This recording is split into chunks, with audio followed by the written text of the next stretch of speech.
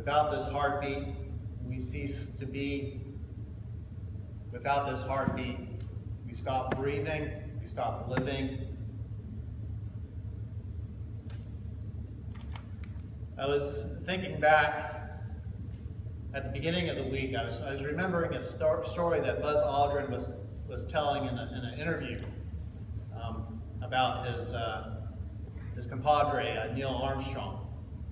And he was remembering Neil Armstrong, and first guy to walk on the moon, pretty wonderful legacy to have. And Buzz Aldrin was talking about how Neil Armstrong didn't really like to exercise. To be an astronaut, you had to exercise, you had to be physically fit, and mental competency, and physical health and well-being. And Buzz Aldrin was explaining that Neil Armstrong really believed that there was a predetermined, limited number of heartbeats in each human body. And so, therefore, Neil Armstrong thought, hey, the treadmill's a waste of time. You don't want to waste those heartbeats jogging around the block or on a treadmill. But it turned out Neil Armstrong did do some things that caused the heartbeat to race.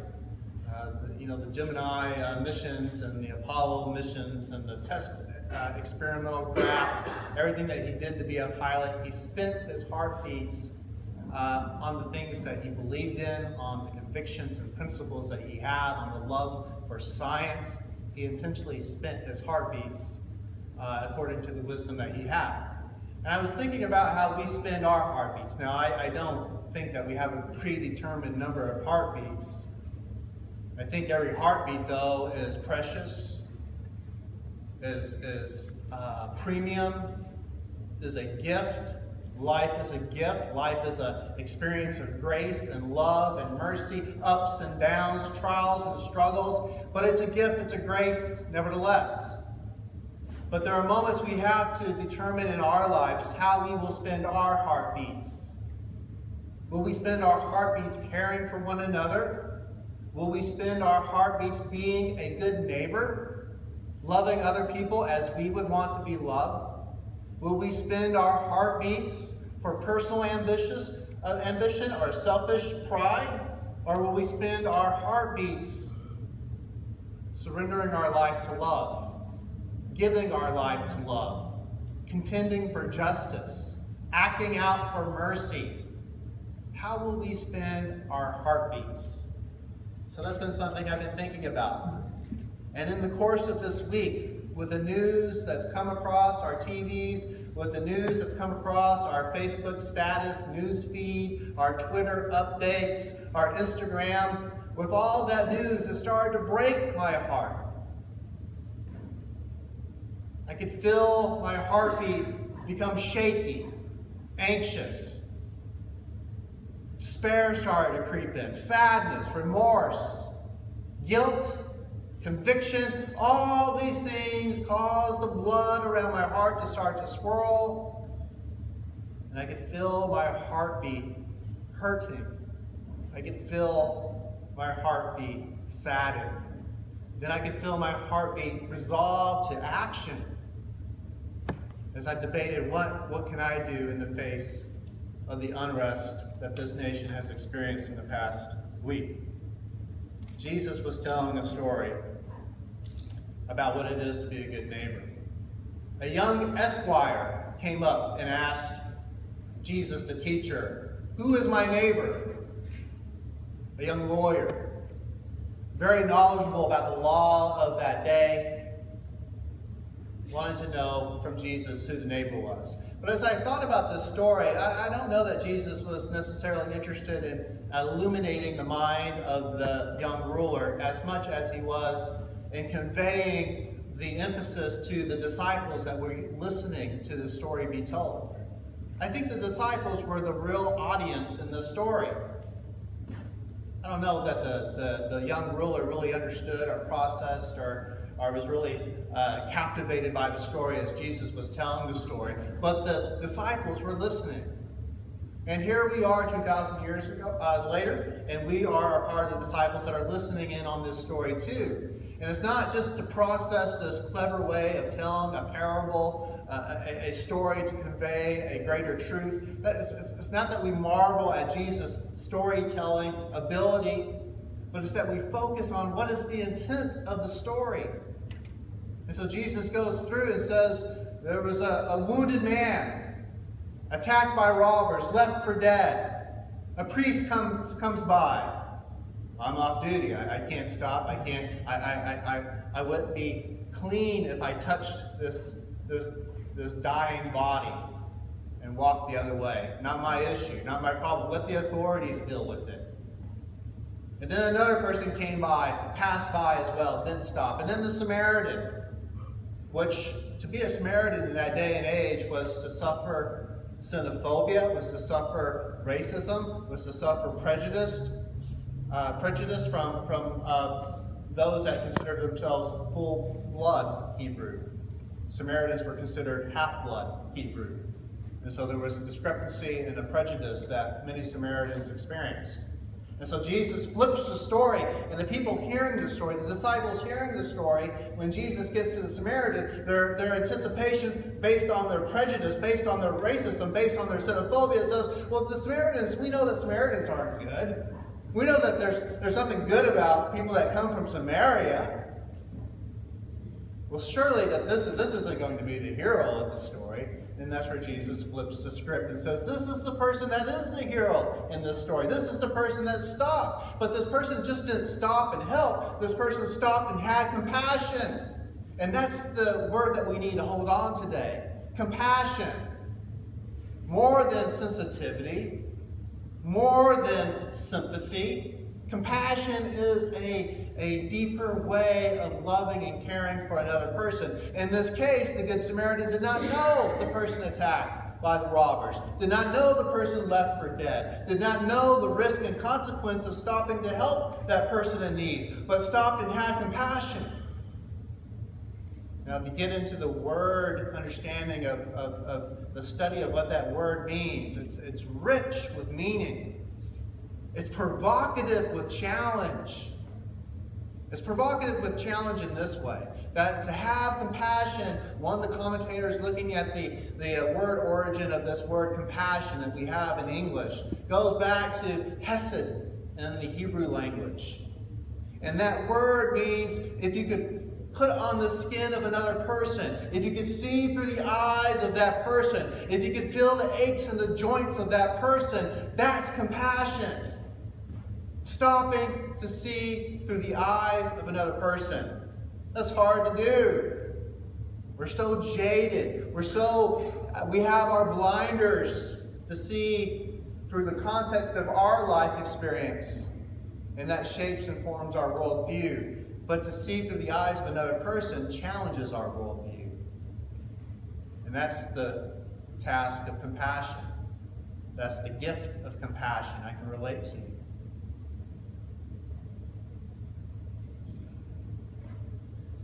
Thinking about the heartbeats again, I was thinking, there's some studies out there. There's a study about couples were observed. And they went through this study, and it was noted that one couple would sit on one side, another couple would sit on another side, and the longer that they sat together in the same room and exchanged gazes, that their heartbeats synchronized. What? Isn't that wild? It gets better. There's a study about dog owners and how dogs, as the pets and owners, who knows who's really the one in power there sometimes. Sometimes my dog tells me what to do. Sometimes I think my dog owns me. But there's a study about dogs and dog owners, their hearts synchronizing because of the attachment, the bond. It gets better. Choirs that sing together have been put those little patches and those little monitors, and their hearts synchronize as they sing together. Isn't that cool? Think about that next time you're singing in the choir. Our heartbeats synchronized. And I think that's a beautiful way to understand what compassion is.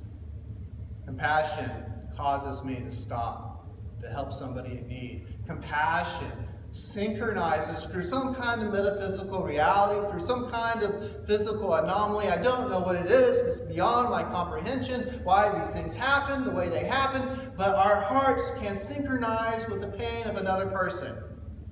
And I think that's compassion. Because when you start to feel the pain of another person's life,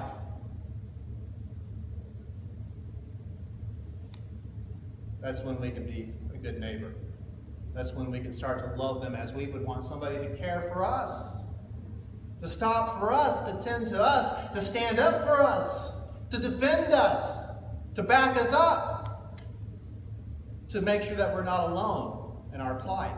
Compassion. It's all wrapped up in that experience of being a compassionate person. It is costly. It's not easy.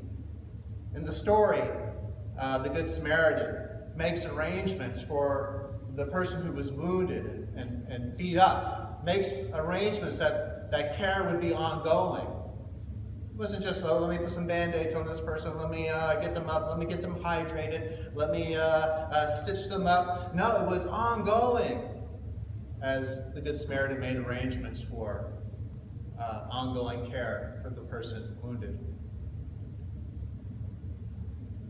I think about the heartbeats of Philando Castile, shot dead in St. Paul, Minnesota. I think about the heartbeat of Alton Sterling, shot dead in Baton Rouge, Louisiana.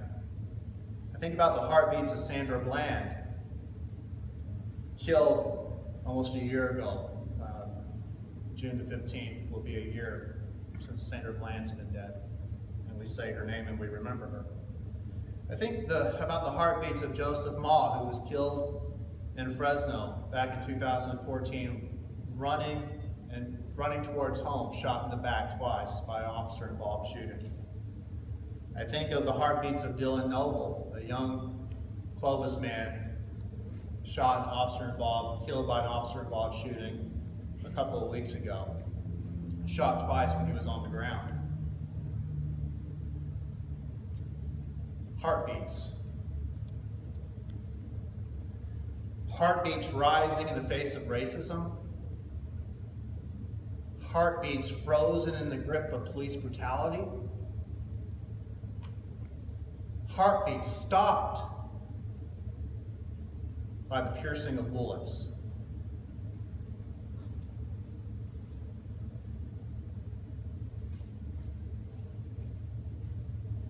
Some people get tired of hearing Black Lives Matter. Participated in one of the protests yesterday. In our particular protest, we were at River Center with Reverend Floyd Harris and his church and some other people.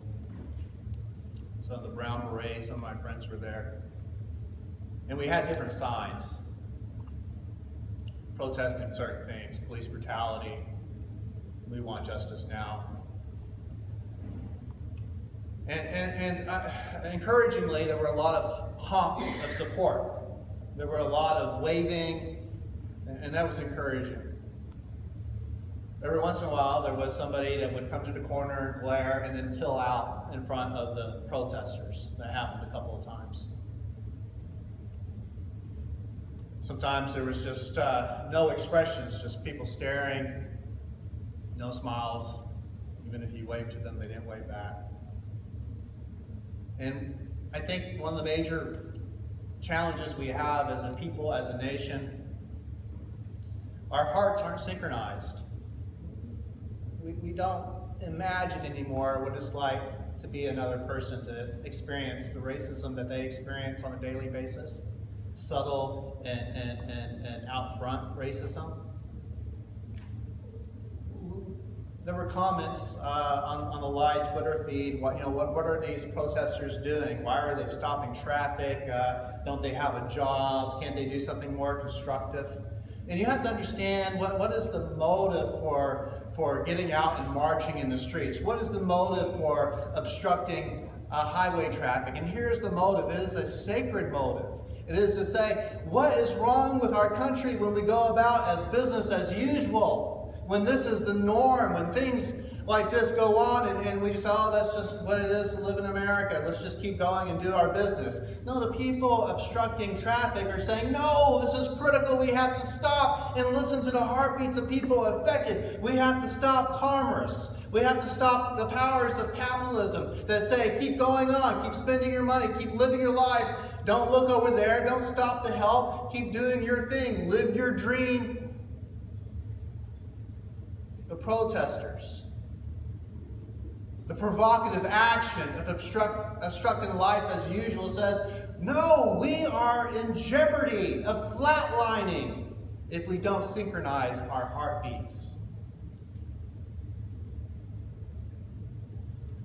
Did you know who the good neighbor was in the Alton Sterling murder?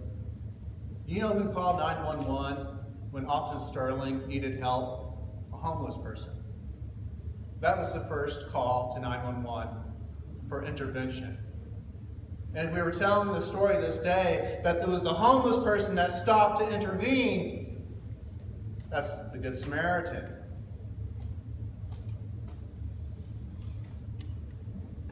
Young black men are 21 more times likely to be shot by a police officer than a white young man. We are only 2-3 generations removed. If a black man is in his 40s or a black woman is in her 40s, they are possibly only 2 to 3 generations removed from a slavery in their family. That boggles my mind. 2 to 3 generations isn't going back that long ago. You can do Ancestry.com and pretty easily find information, if you're white, about your family 2 to 3 generations ago. That wasn't long ago in the history of this country.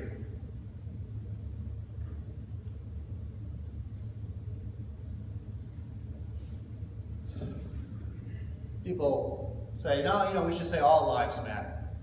Well, if black lives mattered, then all lives would matter. If brown lives mattered, then all lives would matter.